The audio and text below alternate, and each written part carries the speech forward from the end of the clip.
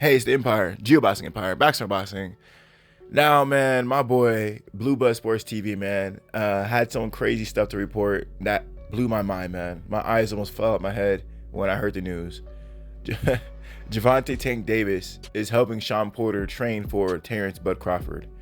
Now, if you guys didn't know, man, Shawn Porter, Showtime Shawn Porter, phenomenal fighter, former two-time world champion at 147, right? Fought Danny Garcia, beat Danny Garcia, fought all the big dogs, and the guy has dog in him, and he's so aggressive that no one really decisively beat Shawn Porter, right? That being said, understand that Shawn Porter has always been a really big welterweight, right? A big welterweight who pushes people back, pushes the pace, and Showtime Shawn Porter, man, you know, he's gonna fight Terence Bud Crawford, and Terence Crawford is known as a slick boxer, and Gervonta Tank Davis is a southpaw who's a slick boxer as well with power. But understand that, you know, Terence Crawford is a switch hitter. That means he can fight southpaw and then he can go orthodox. That being said, Gervonta Tank Davis is in the ring to mimic Terence Crawford's boxing ability in a southpaw stance. And I think that Gervonta Tank Davis can definitely do that for sure, because he's a slick boxer. He's known to move around the ring, to hit people with power shots on the outside, and he's a natural southpaw. So he's going to do things just better and move better than Terence Crawford. I think that, you know, Gervonta Tank Davis has a better left hand than Terence Bud Crawford, because we've seen what happened when he fought Leo Santa Cruz with that left uppercut. You know, he's hurt a lot of people with that left uppercut. If you actually watch his highlights, you see it over and over again. It's a common theme of his knockouts, right? His right hook is devastating, right? He dropped Mario Barros with the right hook. This is his first knockdown, right? I mean, I can go on and on, but Gervonta Tank Davis is a two-handed fighter, and I do think his power carries up to welterweight. Why I say that? Well, you know, Gervonta Tank Davis may have won titles at 130 before, but understand that he's not walking around at 130. He's walking around at bigger weight classes. So that being said, his walk around weight could be around the welterweight division. So, you know, I think that it's wild to see someone like a Gervonta Tank Davis fight a Showtime Shawn Porter, because Shawn Porter is a welterweight. You know, that's, if you go from 130 to 147, let's count the weight divisions: 130, 135, 140, 147. That's 4 weight division jump. That's a big weight division jump. Canelo Alvarez, he's only a 4 division world champion, right? He went from 154 to 160, 168 to 175. That's 4 divisions, right? Now, people keep saying Gervonta Tank Davis is a 3 division world champion, but you know, he had secondary world titles in the WBA, but the only world titles he won was at 130, right? The real world titles, the WBA super title and the IBF title. That being said, Gervonta Tank Davis is going 130, 135, 140, 147, 4 weight divisions up, fighting bigger, stronger opponents. If Gervonta Tank Davis, you know, gets titles in all 4 divisions and then becomes undisputed in at least one of those divisions, that's a Canelo type resume right there. That's a Canelo resume, exactly. You know, verbatim. You know, because understand that the divisions that Gervonta Tank Davis is fighting in, they're more competitive than Canelo Alvarez's division, because Josh Taylor is undisputed, and it seems like Teofimo Lopez and Devin the Dream Haney it's only a matter of time before they actually fight. So that means you're going to have 2 different undisputed champions in the lower divisions, which Tank Davis is fighting in. And understand, you know, until Gervonta gets a world title at 135 or any other weight class, he's going to be regarded still as a 130 fighter. So he can pick and choose whoever he wants to fight, because he's not a world champion at 135 or 140, right?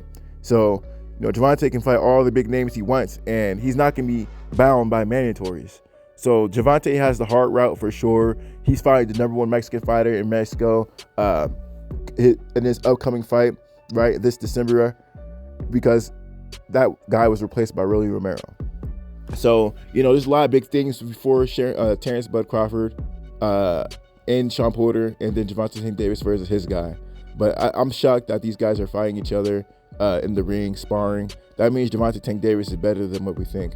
Showtime Shawn Porter would not be beating on the 130 guy unless he believed he was big and strong enough to really give him work. So, I'm really impressed with Gervonta Tank Davis. But, like I said earlier, I think Tank Davis does some things better than Terence Bud Crawford in the southpaw stance because that's just his natural fighting style, right? So, Showtime Shawn Porter, he's going to be able to handle a boxer, at least in a southpaw stance. So with that, nullify Terence Bud Crawford's southpaw stance. We're going to see, man. I do think that Gervonta Davis is a great mimic for Terence Bud Crawford. This is going to be a big fight between Showtime Shawn Porter and Terence Crawford.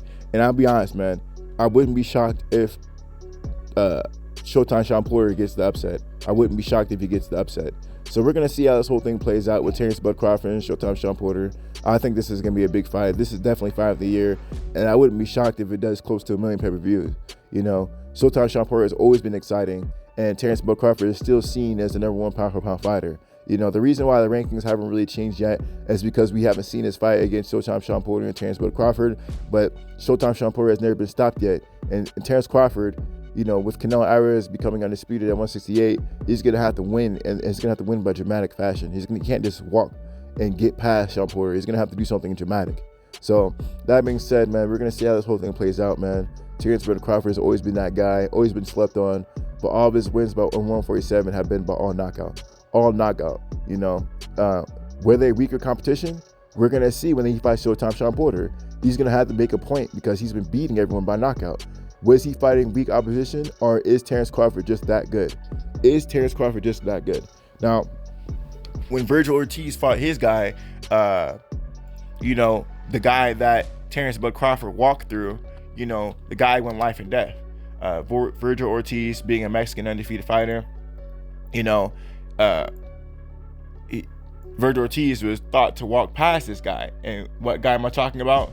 I'm talking about Velasquez, right? I'm talking about Velasquez, the guy who dropped Terence Crawford. People thought that, after Terence Crawford knocked him out, this guy was a nobody and he was just a top rank, throwaway fighter until Virgil Ortiz went life and death with the guy. Virgil Ortiz, there was times in that fight where he was getting rocked, for sure. So these fighters are better than what people think, man. Terence Crawford has been fighting some animals. They just don't get that respect. We're going to see how Terence Crawford performs against Showtime Shawn Porter. I'm actually stuck between both fighters. Like I said I wouldn't be shocked if Showtime Shawn Porter wins, but I can see Terence Crawford walking with the W. But if I really had to pick, if they're both undefeated, I pick Shawn Porter. Keep it a buck.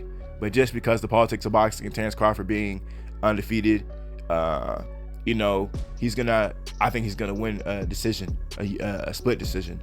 But if he can get the knockout, he's gonna clear all doubts, and then I'm a Terence Crawford believer. If he can knock out Shawn Porter, that would be a better win for Terence Crawford than Errol Spence being Shawn Porter by decision, because he left no doubts. And if he can knock out Shawn Porter, well, there's the debate is closed on who hits harder, Errol Spence Jr.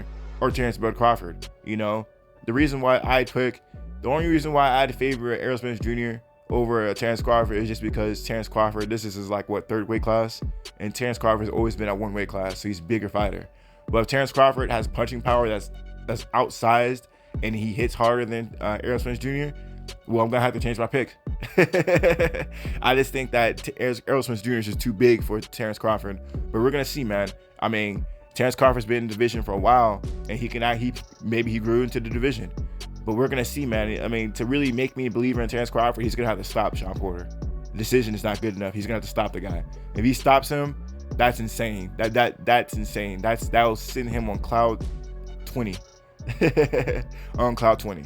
Anyway, let me know how you guys feel about it, though. Gervonta Tank Davis fighting Showtime Shawn Porter. That's some TBE type stuff, man. 4 weight divisions up. That's insane.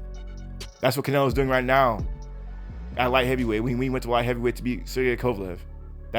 If he can fight Showtime Shawn Porter, there's no doubt in my mind that he can fight guys. He can hang with guys like Teofimo Lopez and et cetera, and Josh Taylor.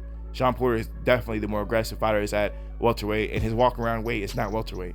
He walks around much bigger, for sure. Anyway, let me know how you guys feel about it, though. Like, comment, subscribe to the Empire. Boxing Empire. Peace.